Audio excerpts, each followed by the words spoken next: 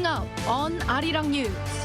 President Yoon is on his way to the U.S. for a state visit, marking the 70th anniversary of the South Korea-U.S. alliance. Including the Yoon-Biden summit, we take a look at what major events are on the itinerary, with security and economy likely being key items on the agenda.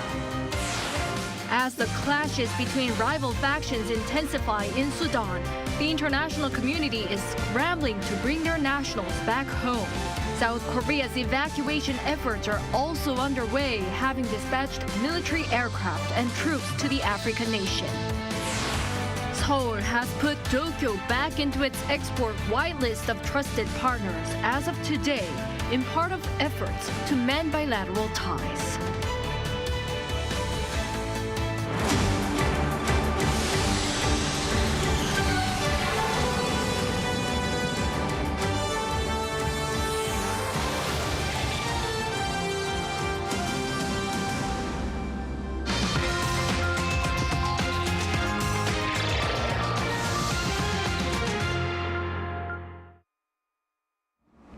Good evening. It's 9 p.m. here in South Korea. Thank you for joining us on Arirang News. We begin with President Yoon, who is on his way to the U.S. for a state visit, marking the 70th anniversary of the Seoul-Washington alliance. Including his summit with President Joe Biden, we take a look at what else is on President Yoon's schedule. Our foreign affairs correspondent, Choi Min-jung, leads our coverage tonight. South Korean President Yoon embarked on an official state visit to Washington on Monday, where he'll meet his U.S. counterpart Joe Biden. Under the theme Alliance in Action Toward the Future, his trip is expected to strengthen the Seoul-Washington alliance, especially as this year marks the 70th anniversary of the alliance between both nations. The state visit officially begins on Tuesday. Yoon will attend a forum where advanced technology companies in the U.S. will announce plans to invest in South Korea and a business roundtable involving some 30 CEOs of major companies from both countries. The president will also visit NASA's Goddard Space Flight Center to discuss space cooperation between the two countries. Also on Tuesday, both leaders and the First Ladies will pay a visit to the Korean War Veterans Memorial in Washington. Wednesday is the highlight of the visit. Yoon's summit with U.S. President Joe Biden will take place at the White House. Prior to the summit, Biden and the First Lady will host an official arrival ceremony. The summit will be followed by a joint press conference and a state dinner. On Thursday, Yoon will address Congress on the topic of liberal democracy and share his blueprint for the future of the bilateral alliance. The speech will be followed by lunch at the State Department hosted by U.S. Vice President Kamala Harris and Secretary of State Antony Blinken. Yoon will then receive a briefing from top U.S. military officials on a variety of global issues. The president will also make a stop in Boston to meet academics from the digital and biosector at MIT on Friday. He will also host a panel session at Harvard University's Kennedy School on economic freedom and liberal democracy on the same day. From there, Yoon will wrap up his trip and depart for Seoul on Saturday. Choi Min-jung, Arirang News. Regional security is likely to top the agenda during the Yoon-Biden summit amid escalating nuclear and missile threats from North Korea. And another major area of Yoon's trip will be centered on economic issues with 7 major business-related events. Our senior top office correspondent, Oh Soo-young, reports on what to expect. The first official U.S. state visit in 12 years for a South Korean leader. The highlight of Yoon's trip will undoubtedly be his summit on Wednesday with U.S. President Joe Biden. The commanders-in-chief are expected to first and foremost address security challenges, namely North Korea's growing nuclear weapons capabilities. The U.S. deterrence hasn't kept up with the advancements made by North Korea on the nuclear front. So I think the South Korean government would like the United States to put forward more complex and sophisticated response measures that are more visible to the South Korean public in order to reassure the country against the growing North Korea's nuclear threat. President Yoon himself has been pushing for Seoul to have greater involvement in the joint planning and execution of Washington's nuclear weapons operations upon a nuclear attack by Pyongyang. He's called for measures stronger than NATO's nuclear sharing arrangement with the US, under which Washington deploys tactical nuclear weapons in Germany and Italy and operates them after consultation. Another major aspect of Yoon's trip will be economic security. with 7 major business-related events. Yoon's top priority on that front will be gaining some leeway for South Korean auto and tech firms adversely affected by America's industrial policies, chiefly the Inflation Reduction Act and the Chips and Science Act. Dubbing himself the country's #1 salesman, Yoon is taking some 122 business people, including the chiefs of Samsung, SK, LG, Lotte and Hyundai, to expand partnerships and investments, particularly in high-tech areas, including the digital sector, biopharmaceuticals, and even media contents. Beyond commercial ties, the South Korean president will aim to forge partnerships in research and development in cutting-edge areas. As the US is an advanced science and tech powerhouse with core technologies, strengthening cooperation with South Korea, which has strengths in manufacturing, is expected to see great synergy. During this state visit, we will strengthen cooperation in fields such as advanced semiconductors, biotech, space, and quantum AI. During his week-long stay in Washington, D.C. and Boston, Yoon will focus on aiming to transform the traditional security alliance upon its 70th anniversary to a global strategic comprehensive partnership, with tangible outcomes outlined in a joint statement by the two leaders following their summit talks on Wednesday. Oh Soo-young, Arirang News. Now, Wednesday's scheduled summit in Washington, D.C. will mark President Yoon Suk-yeol's 6th meeting with U.S. President Joe Biden. That being said, our Kim Do-yeon covers their earlier encounters. Less than a year since he took office, President Yoon Suk-yeol has met U.S. President Joe Biden on at least 5 occasions.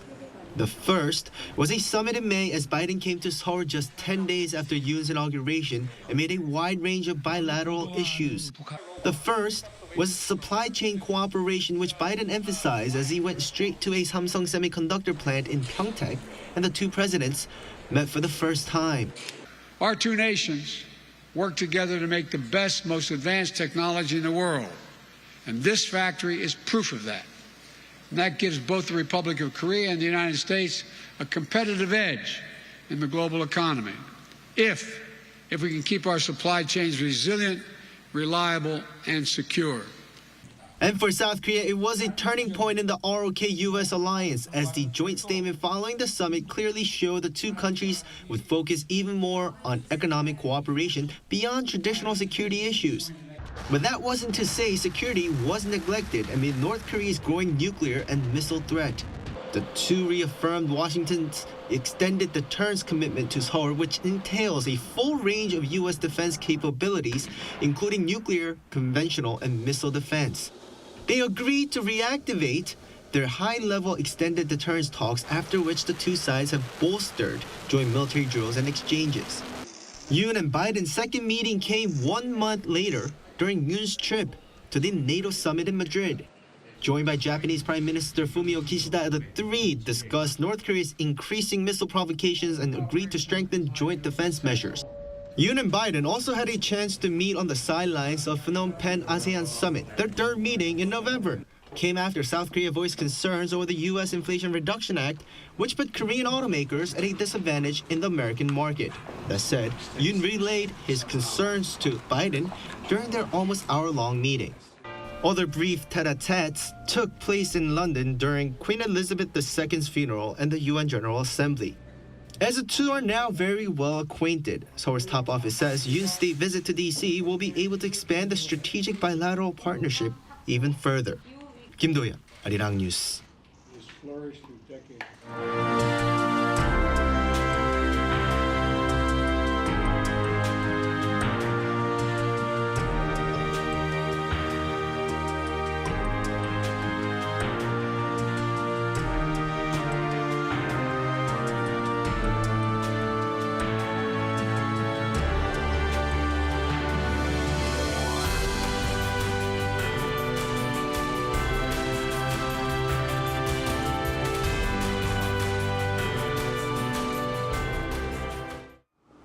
The South Korean military has sent some of its aircraft to evacuate dozens of its citizens from Sudan, where more than 24 are caught in the violence. The mission is taking place during the short 72-hour truce by Sudan's paramilitary group. However, little has been disclosed about the mission, with the South Korean military trying to ensure the safe evacuation of the country's nationals. Kim Hyun-sung reports. Hundreds of foreign nationals flee violence-ridden Sudan. Of them, more than 24 are South Korean. South Korea on Friday sent a military aircraft to evacuate its nationals. They're swooping in during the brief 72-hour window, where the Sudanese paramilitary forces have agreed to a ceasefire to mark the start of the Muslim holiday Eid al-Fitr. The C-130J Super Hercules took off from South Korea last week to stand by at a U.S. military base in East Africa. Some reports say the elite naval task force, the Cheonghae Unit, and South Korea's multi-purpose air tanker KC-330, also known as the Cygnus, were also dispatched. However, the South Korean government is keeping most of its rescue missions under wraps. Please understand that we cannot go into detail about our military's operations to ensure the safe evacuation of our people. The ministry is currently denying all claims about the whereabouts of those rescued, including a report from Arabic broadcaster Al Arabiya that claimed 29 South Korean nationals have arrived at Jeddah Airport in Saudi Arabia, and has provided no further updates on the evacuees, even with the promised time of the truce having come to an end. Kim Hyun-sung, Arirang News. On providing Ukraine with aid, South Korean President Yoon has acknowledged that Seoul has no choice but to take into account South Korea's relationship with Russia. In an interview with the Washington Post published on Monday, the president said that although Seoul should provide a range of aid to Ukraine as it is under an illegal invasion, South Korea cannot but consider many direct and indirect relationships between itself and the warring countries in terms of how and what it'll supply. This comes a week after he told Reuters that it might be difficult for Seoul to insist only on humanitarian or financial support should the circumstances worsen in Ukraine. South Korea has so far stuck to its policy of refraining from supplying lethal weapons to Ukraine despite mounting pressure from the West. South Korea has reported 10 new cases of Mpox, bringing the country's total to 30. According to the Korea Disease Control and Prevention Agency on Monday, 4 cases were confirmed on both Friday and Saturday, and another 2 on Sunday. The KDCA suspects that all 10 individuals contracted the virus locally as they had not recently traveled overseas. They're currently receiving treatment in hospital and are in stable condition. All had skin rashes and lesions before testing positive. Seoul has put Dokyo back into its export whitelist of trusted partners as of today. This as part of efforts to mend bilateral ties. Moon Hae-ryun has more on this move and on tougher export restrictions for goods heading to Russia and Belarus. Japan is back on Seoul's whitelist of trading partners for the first time in 3 years.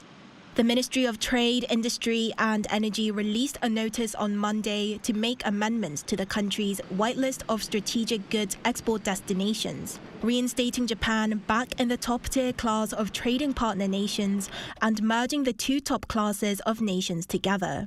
Back in 2019, Seoul removed Japan from the whitelist in response to Tokyo's implementation of licensing requirements for the export of key materials needed for the production of displays and semiconductors, fluorinated polyamide, hydrogen fluoride, and photoresists. Following the bilateral summit between South Korea and Japan last month, Tokyo lifted these export restrictions, prompting Seoul to respond by placing Japan back on the whitelist. The whitelist consists of different tiers that have varying benefits, and the Trade Ministry's decision to tie the top 2 tiers together puts Japan in the top tier alongside 28 other nations, including the UK and the United States. This means that South Korean firms exporting goods to Japan now only need to fill out 3 application forms instead of the standard 5, and the permit review period is 5 days instead of 15. It's expected that Japan will reciprocate by putting Seoul back on its whitelist too, but the process will likely take longer as the move needs to be discussed in a cabinet meeting, unlike in South Korea, where it just needs to be notified through the Trade Ministry. Meanwhile, Seoul will be strengthening its export restrictions to Russia and Belarus starting this Friday in light of the prolonged war in Ukraine. The ministry added 741 more items to its previous list of 57 banned items for export to the two countries, bringing the total of restricted items to 798. These new items include semiconductors such as DRAM memory chips, vehicles exceeding $50,000 in value, construction machinery, and steel and chemical products, items that can be used to develop and enhance military capability. The list reflects 4 international agreements such as the Wassenaar Agreement and the Nuclear Suppliers Group, all which aim to prevent aiding warfare through the control of exports. 문혜련, Arirang News. South Korea and Chile today strengthened their bilateral ties on green hydrogen and pledged to expand cooperation in the field. Our Lee Dae-yeon had a chance to talk with Chile's energy minister and files this report. South Korea has envisioned a clean hydrogen ecosystem that it wants to build with Chile. Celebrating the 20th anniversary of the South Korea-Chile Free Trade Agreement, the two countries' government and business officials on Monday sat together in Seoul to discuss more on clean energies and low-carbon hydrogen. Chile is a country with high competence in hydrogen production with rich sources in solar and wind energy. It's also the first country in Latin America to announce a national green hydrogen strategy, showing a strong willingness to transition to a hydrogen economy. Hydrogen is a way basically of storing energy, and there are some industries in which hydrogen is going to be able to decarbonize those heavy industries. So both for industries and for mobilities, hydrogen is a complementary tool to the ones that we already have. The minister also explained that hydrogen can provide the opportunity to build a new sustainable industry. Sustainable industry that will come to replace an old fossil dying industry. And that is a way of providing these communities with hope that the new green economy is also something that gives them an opportunity to carry on with their lives in a sustainable manner.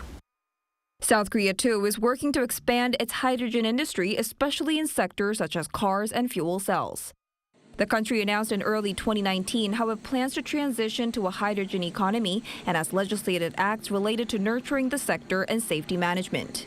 Last year, it also presented a national growth strategy to make Korea #1 in the global hydrogen industry. So in 2020, we signed a memorandum of understanding with the Ministry of Energy and Trade and Economy of Korea. And this implementation agenda is much focused on these two things that we were just discussing, on certification and also finding channels of communication between private business here in Korea and private business in Chile, so they. The minister highlighted that the international community should be creating a certification system that ensures the hydrogen or derivatives provided to countries are green, while building institutions that support long-term contracts and make credible commitments. Lee Dae-yeon, Arirang News. South Korea's Incheon is ready to host an annual meeting of the Asia Development Bank next week. It's the first face-to-face gathering since the pandemic, mainly addressing regional poverty and future challenges. Jung Eun-ju has the details. South Korea will next week host the 56th annual meeting of the Board of Governors of the Asian Development Bank. According to the Ministry of Economy and Finance on Monday, the annual ADB meeting will run for 4 days starting May 2nd in the Songdo area of Incheon. This year's meeting slogan is Rebounding Asia, Recover, Reconnect, and Reform, and will be the bank's first in-person gathering since the pandemic began. Around 5,000 officials are expected to be invited, including the finance ministers and central bank governors of member countries. The South Korean government aims to share the country's development experience with the international community, promote regional contributions, and present Asia's future challenges. South Korea and the ADB will share opinions on the establishment of the so-called K-Hub, a climate technology hub which they aim to open next year to share South Korea's climate-related technologies to developing nations. The ministry added that they expect the K-Hub to collaborate with other global organizations based in Songdo, such as the Green Climate Fund and the Global Green Growth Institute. During the event, South Korea will also host a trilateral meeting of finance ministers with China and Japan, along with the ASEAN +3 finance ministers and central bank governors meeting. As the chair country, South Korea will host Korea Seminar Day and events promoting Korean companies and culture. K-pop girl group New Jeans will perform on May 3rd to celebrate Korean Culture Night. The ADB is based in Manila with 68 member countries. South Korea was among the first nations to join in 1966. This will be the third time South Korea holds the annual meeting after doing so in 1970 and 2004. 정은주, Arirang News. The Korean won continues to weaken against the US dollar, even as the dollar loses ground itself amid concerns over further rate hikes by the Federal Reserve. The South Korean won closed on Monday at 1,334.8, the exchange rate rising by 6.61.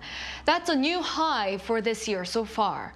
Experts say the won is declining against the greenback despite the falling value of the US dollar because of expectations that the Fed will continue to hike rates. The Korean won has also been underperforming due to the nation's falling exports. In other news, Seoul City will turn into a huge cultural festival, offering an opportunity to fully enjoy everything the nation's capital has to offer. Seoul Festa 2023 begins this weekend with the 8-day event to highlight K-culture through a variety of activities under the theme Feel the Real Seoul. Gwanghwamun Square in downtown Seoul will be transformed into Seoul Culture Square for the festival and host the main events. Activities include a Korean makeup program as well as an LED video photo booth featuring K-pop stars such as IVE and ENHYPEN. The festival runs until May 7th.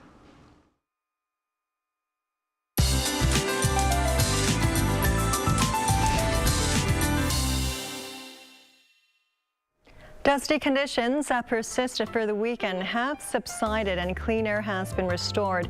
As for the temperatures, conditions will get much breezier tomorrow with the help of nationwide showers. For Seoul, maximum temperatures will be hiking up to 15 degrees, which is about 4 degrees lower than the seasonal average. And make sure to have your umbrellas handy when you're heading out.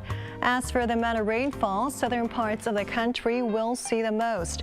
Jeju Island will see up to 30 millimeters, while the south coast will see up to 10. The rest of inland regions will see relatively less with about 5 millimeters. This round of rainfall will help ease off the prolonged dryness. Tomorrow, Seoul and Gwangju will be starting off at 10 degrees.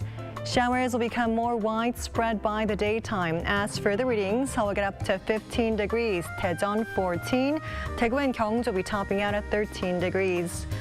And maximum temperatures will keep rising for the remainder of the week. That's all for now, and here are the weather conditions around the world.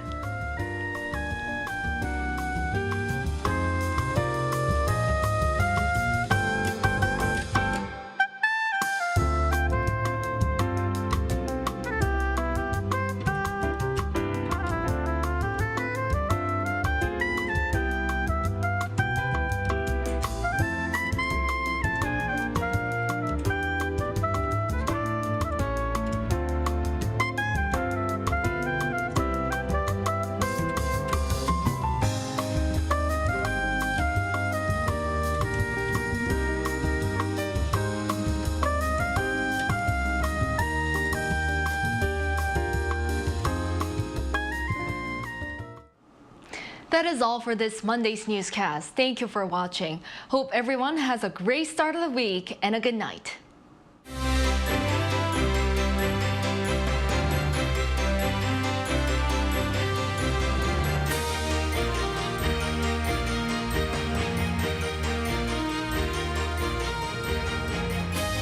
I'm live!